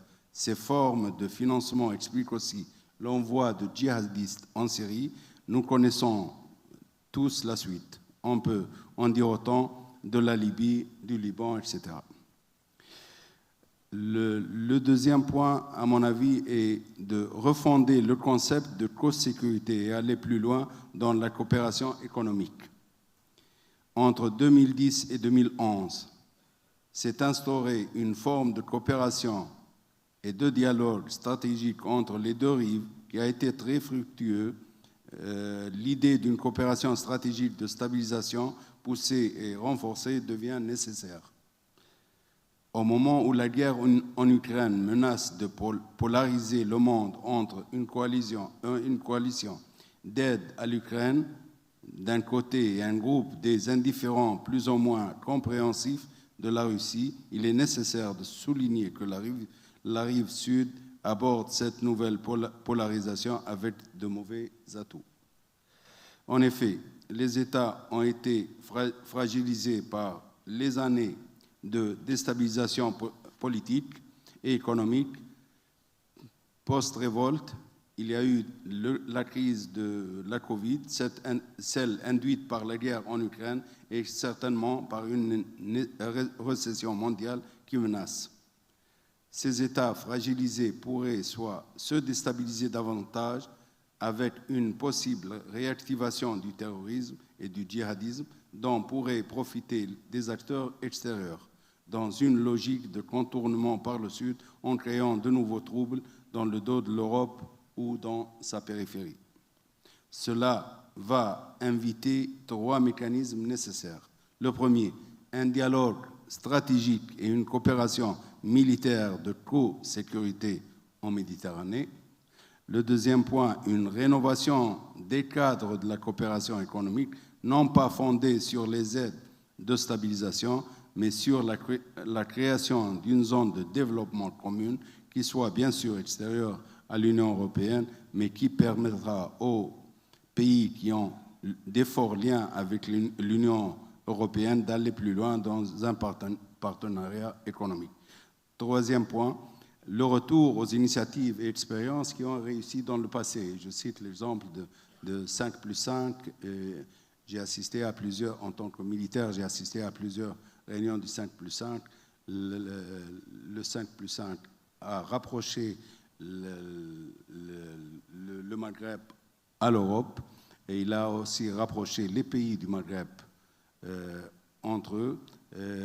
Vous savez qu'en tant que militaire, je n'avais jamais eu l'occasion de rester autour de la même table avec l'Algérien, le militaire algérien ou libyen ou moins avec le Marocain et le Mauritanien, mais grâce à l'initiative 5+5, on s'est reconnus, on a commencé à travailler ensemble, à coopérer ensemble, à avoir, sans avoir des engagements ou des mémorandums, tout ça, à élargir le domaine de coopération du diplomatique au militaire, au sécuritaire, et parler de thématiques qui sont normalement confidentielles, parler librement de ces thématiques dans ces réunions de 5+5 et surtout travailler ensemble, faire des exercices et trouver des solutions aux problèmes qui concernent le bassin occidental. Malheureusement, maintenant, ça devient de plus en plus difficile avec ce qui se passe entre l'Algérie, le Maroc, la Libye, mais les réunions continuent. Sans être officielles, mais elles continuent. Et à mon avis, il faut développer cette initiative et d'autres initiatives qui ont réussi dans le passé. Peut-être se limiter au bassin occidental, c'est éviter aussi les problèmes qui existent au Moyen-Orient avec ce qui se passe, Palestine, Chypre, Grèce, Turquie. Mais à mon avis, on peut trouver un terrain et nous sommes condamnés à travailler ensemble pour trouver des solutions aux problèmes qui nous touchent tous, qui sont communs à tous. Merci. Merci, Amiral. Juste un point, avant de passer le micro, un point. Quand vous dites les ingérences déstabilisatrices, et vous parlez du djihad et de la Tunisie, vous faites allusion au Qatar, aux frères musulmans ou pas, ou plus général? Non, je parle aux pays qui viennent avec des fonds pour aider à construire des mosquées, à aider sur le plan, comment dirais-je, pour aider les pauvres et tout ça, mais en même temps, ils ont une idéologie derrière et ça, c'est mauvais pour des pays comme la Tunisie et ça a déstabilisé le pays. Nous sommes en train de payer en partie pour la réputation du pays. D'abord, on a un taux de gens, de djihadistes qui sont partis vers la Syrie. Il y a des pays qui ont facilité ça, qui ont recruté aussi ces jeunes et tout ça. Donc, je parle de ça surtout. Entendu. Merci. Mon général, ce qui serait intéressant, c'est, vu votre expérience, notamment dans les capacités, d'abord éventuellement de faire un petit commentaire de ce que vous avez entendu, et donner assez rapidement les capacités que vous pensez utiles pour développer et améliorer toute cette sécurité via le multilatéralisme dans cette zone, de façon à laisser faire un tour de questions pour la salle avant de conclure. Non, je vais être très rapide, d'autant plus que ça a été parfaitement clair dans l'exposé, si je puis me permettre. Il y a un point quand même qui est ressorti des discussions que je voudrais remettre en évidence parce qu'il est critique. C'est que je crois qu'on s'avance doucement mais sûrement vers une véritable confrontation entre les pays européens, les pays du bassin méditerranéen, sur le rôle de la Chine dans notre environnement et une confrontation avec les Américains. Pour moi, le défi stratégique du XXIe siècle, il reste là. Certes, la Russie est là et on en parle beaucoup, mais je crois que là, ça c'est un enjeu considérable. Charge à l'Union européenne, charge aux pays. Mais je pense que c'est un débat qu'on peut avoir parce qu'il est tellement important pour l'avenir des équilibres, et en particulier dans le bassin méditerranéen, vu les enjeux, qu'on ne peut pas y échapper. Maintenant, si j'en viens aux capacités, D'abord, je voudrais peut-être une suggestion pour l'amiral, si je peux me permettre. On cherche quelque chose pour l'Europe, et ça fait un moment, évidemment, j'y réfléchis comme d'autres. Moi, je pense qu'on cherche la voie de ce que j'appellerais le smart power, en quelque sorte. C'est-à-dire, d'un côté, le soft, moi, ça ne me plaît pas trop, parce qu'en fait, c'est un ensemble qui est mobile et qui est capable de prendre en compte justement ces dimensions dont on parlait hier, la cybersécurité, l'espace, l'innovation, la recherche. C'est ça qui donne un dynamisme à une collectivité. Et c'est un créneau extraordinaire qu'on peut partager autour du bassin méditerranéen. Il y a beaucoup d'opportunités, il y a beaucoup de talents. Pourquoi les laisser partir ailleurs? Et merci à la Fondation de le faire ici. J'en profite. Mais c'est vrai, c'est tentant. Vivre autour du bassin méditerranéen, c'est non seulement agréable, c'est motivant. Voilà, ça, c'est les jeunes. En fait, c'est l'investissement dans la jeunesse. Ça, c'est la première capacité. Si on perd cette jeunesse, si elle va ailleurs, peu importe, ou si elle perd son âme, on a perdu notre avenir. Ça, c'est la véritable capacité. Après, si on rentre dans le dur, le renseignement, quoi. Il faut absolument qu'on arrive, et ça progresse, et en particulier au sein de l'UE, à définir quand même des bases de compréhension commune de l'environnement qui nous entoure. Sinon, comment voulez-vous agir? Ce n'est pas au dernier moment qu'on peut partager quelque chose d'aussi précieux. Alors, derrière le renseignement, il y a aussi, ça c'est une vieille ancienne que je pose aussi sur la table de l'amiral, si je peux me permettre, c'est des capacités de commandement, non pas qui dupliquent celles de l'OTAN, mais qui soient modernes, qui intègrent, qui soient des capacités de commandement d'un smart power, c'est-à-dire en intégrant différentes... Alors les militaires vont dire « ouais, mais c'est pas militaire ». Je m'en fous. Enfin, je veux dire, il faut que ça soit utile, que ça soit efficace. Et ça, on en a les moyens. Un moyen est ouvert sur l'extérieur. Et moi, je ne vois pas pourquoi des pays du bassin méditerranéen ne seraient pas associés à cette dynamique. Alors après, il y a quelque chose qui me choque profondément. Et là, je rentre vraiment dans le dur. Il y a une table ronde sur l'hypervélocité qui se conduit en parallèle ici. Je pense qu'il faudra à peu près 6 minutes pour un missile hypersonique pour faire le nord de l'Afrique jusqu'à Toulon. C'est pas beaucoup. On peut prendre le top si vous voulez. On ne peut pas laisser ces questions qu'on appelle largement de défense antimissile comme ça, juste en suspens, comme on l'a fait jusqu'à maintenant. Il faut les aborder. Les solutions, elles ne sont pas évidentes, on le sait, mais on n'a plus le droit. Maintenant, on est face à nos responsabilités. Je parlais de la guerre froide dans mon introduction, je reviens là-dessus. Il faut qu'on soit franc avec nous-mêmes sur ce qu'on veut faire, comment on veut le faire, et qu'on soit intransigeant, si vous voulez. Si les budgets, l'augmentation des budgets de défense doit servir à quelque chose, c'est à ça. Et dans cette intransigeance, il y a la capacité d'entraînement, de préparation opérationnelle des forces. Il ne faut pas la négliger, c'est ça qui fait la différence. Donc voilà, en quelques mots, les domaines que je considère comme clés, et le reste viendra avec. Merci, mon général. Je voudrais faire un tour de questions pour pas qu'il y ait trop de frustration. Donc s'il peut y avoir 2-3 questions, et après et on fera une réponse courte, de façon à ce qu'au moins on ait pu vous laisser la parole. À vous. Ça marche ? Bonjour, je voudrais savoir, pour l'OTAN, quel est l'ennemi prioritaire en Méditerranée ? S'il s'agit de la marine russe ou du djihad islamique. Premier point, première question. Deuxième question, je veux savoir quelle serait l'attitude de l'OTAN en cas de conflit ouvert entre la Turquie et la Grèce. Ok. Y a-t-il une deuxième question? Parce qu'il y a déjà 2 questions là, donc j'en prends plus qu'une. Sinon, on ne s'en sort pas. Ouais. Oui, à propos du droit international et de son caractère de moins en moins normatif. Le président Erdogan se manifeste souvent par son côté unilatéral et parfois brutal. Pour autant, la politique maritime de la Turquie, avec son concept la patrie bleue, elle ne manque pas de pertinence. Et donc, à côté de ça, on remarque aussi la dimension maritime de l'Arctique est en grande transformation.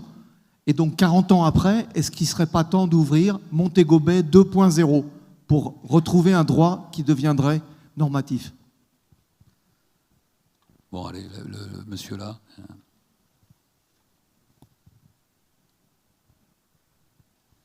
Merci, bonjour. Dans ce contexte aujourd'hui économique et politique difficile, quel est votre avis et analyse sur les flux migratoires entre la Tunisie et l'Europe? Bon, je propose que chacun prenne la parole 1 minute, enfin au maximum, pour donner ses éléments de réponse à tout ce qu'il veut, au point qu'il veut traiter. On va le prendre dans l'ordre. Bon, très vite, moi je vais répondre sur Montego Bay. Alors, la stratégie maritime turque, elle ne manque pas de pertinence aux yeux de la Turquie. Elle pose quand même un certain nombre de difficultés de souveraineté et de respect du droit vis-à-vis d'autres acteurs. Alors, rouvrir Montego Bay, en fait, c'est un débat c'est une question qui est posée depuis longtemps. Et en fait, beaucoup d'États ils sont réticents parce que on sait ce qu'on peut essayer de gagner, mais on ne sait pas ce qu'on va perdre en rouvrant Montego Bay. Montego Bay, finalement, est une convention internationale assez bien équilibrée, et il faudrait éviter, quelque part, d'ouvrir la boîte de Pandore et de fragiliser un certain nombre d'acquis de cette convention. Pour le flux migratoire entre la Tunisie et l'Europe, à mon avis, il faut voir l'environnement de la Tunisie. On parlait de la Libye. La Libye est devenue un pays malheureusement failli, avec un passage des problèmes du Sahel à la Libye, avec un passage de migrants venant du Sahel en Libye. En plus, la Tunisie reçoit beaucoup d'Africains subsahariens sans visa en Tunisie. Ils viennent avec l'esprit de partir vers l'Europe. Et lorsqu'ils ne peuvent pas partir, ils restent en Tunisie et travaillent dans le noir. Et c'est un problème aussi. Il y a beaucoup d'enfants, de familles qu'il faut soutenir, soit à l'école ou dans les hôpitaux, etc. Maintenant, le nombre de migrants qui quittent la Tunisie vers l'Europe, il y a 2 sortes de migrants, les illégaux et les légaux. Les illégaux sont des gens, et la majorité de jeunes et d'Africains aussi, qui ne peuvent partir en Europe qu'au moyen de l'immigration clandestine. Je défie beaucoup de jeunes, s'ils peuvent résister, à voir de là où je viens, de mon village, de voir à vue d'œil l'île de Pantelleria, en imaginant que là, c'est l'Eldorado, de les empêcher ou de pouvoir les empêcher de partir, malgré que nous faisons beaucoup en Tunisie pour ça.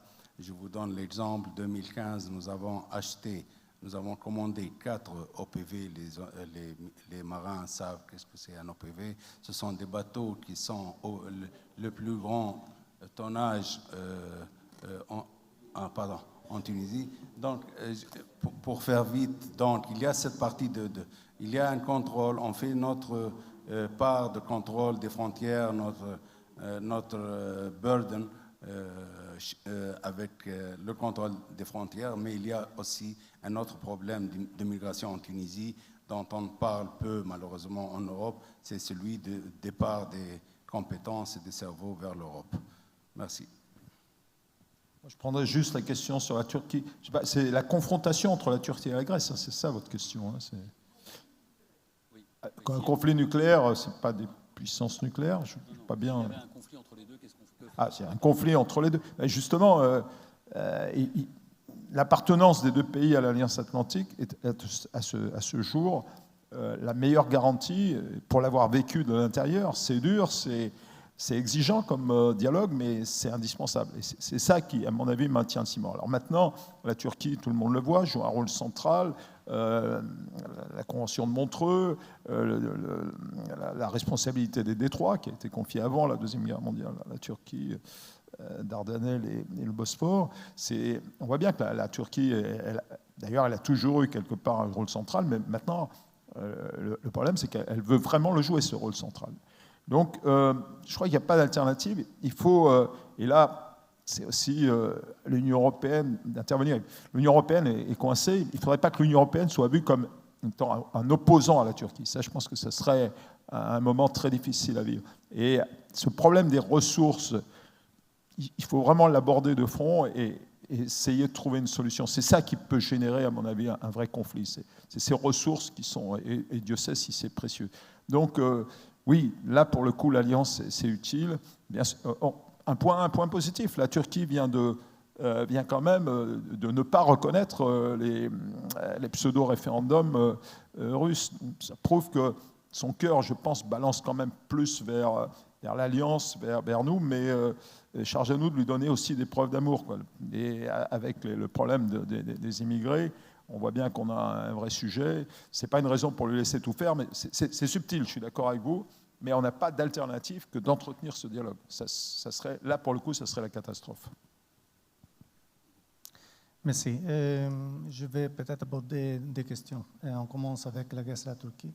C'est clair que le Méditerranée orientale est particulièrement sensible pour les deux pays, mais les deux sont membres de l'OTAN et le secrétaire général a établi un mécanisme de consultation entre les deux, c'est de military deconfliction, qui peut être évoqué dans quelques moments, et ça a été utilisé et peut être utilisé.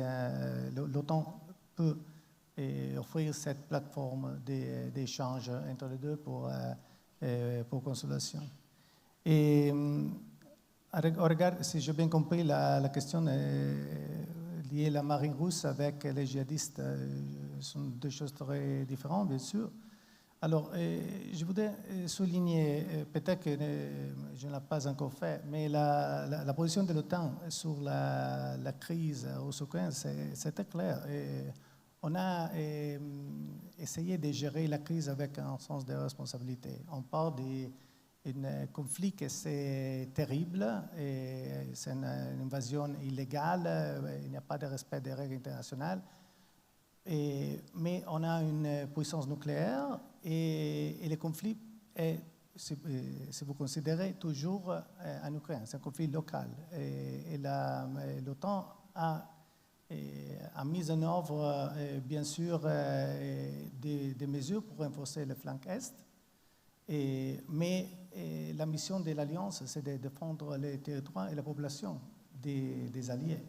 Et bien sûr qu'il y a une solidarité, il y a une position nette en faveur de l'Ukraine, mais il faut éviter que le conflit devienne un conflit global et qu'on démarre la Troisième Guerre mondiale avec des puissances nucléaires.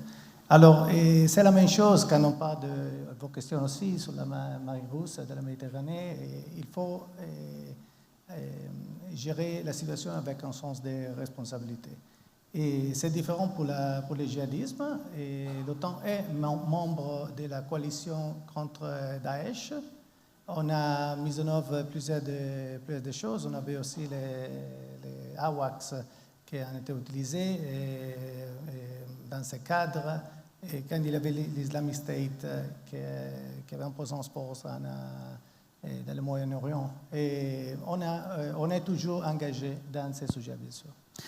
Merci beaucoup, merci à tous. Je crois que le mot responsabilité restera le mot de la fin et ça donne bien une idée de la gravité du moment qu'on est en train de vivre sur le plan international et en particulier sur ce flanc, sur ce rivage sud, sur ce voisinage sud de l'Europe. Merci à tous.